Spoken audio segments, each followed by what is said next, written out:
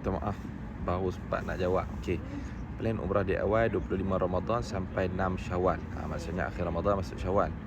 Nak bawa mak umur 70 tahun. Masih kuat berjalan.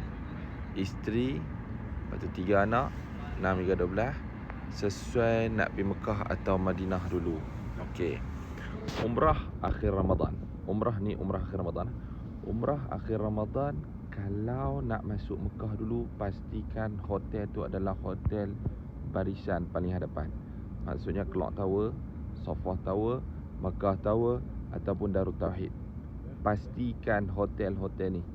Kenapa? Akhir Ramadan adalah kemuncak paling ramai manusia, bahkan lebih ramai daripada haji.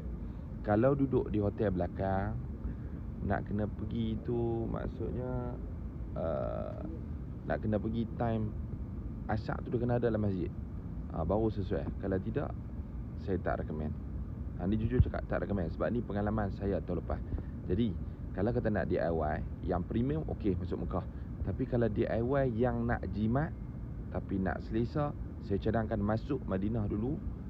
Masuk Madinah, duduklah hotel mana pun. Madinah ni dia lebih tenang sikit. Dia tak padat sangat. Ramai tetap ramai. 10 malam terakhir, meriah tetap meriah. Cuma dia tak macam Mekah. Mekah ni jalan memang tutup tu. Saya terlepas sewa rumah dekat Mekah sebulan Ramadan. 10 akhir ni memang saya hantar mak ayah, kami sewa kereta, saya hantar mereka sampai masjid. Memang sangat susah. Sangat susah. Melainkan kalau 10 akhir Ramadan ni, orang kata Zuhur tu kena pergi dah masjid. Jadi kena ingat 10 akhir Ramadan.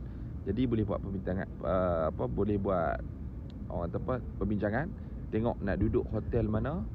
Dan kalau benda tu nak premium, okey, silakan Mekah.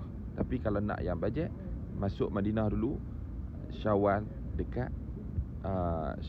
Mekah. Cuma dia ada rugi satu benda kat sini. Kalau masuk dulu Madinah, Syawal baru nak pergi Mekah, kita terlepas umrah dalam bulan Ramadan. Umrah dalam bulan Ramadan adalah umrah yang sangat special. Sebab Nabi SAW berkata, siapa umrah dalam bulan Ramadan, dia seolah-olah haji bersama dengan Nabi SAW. Jadi kena buat pertimbangan, kena fikir baik-baik. Moga Allah mudahkan. Harap menjawab. Kalau tak menjawab, letak kat ruang komen.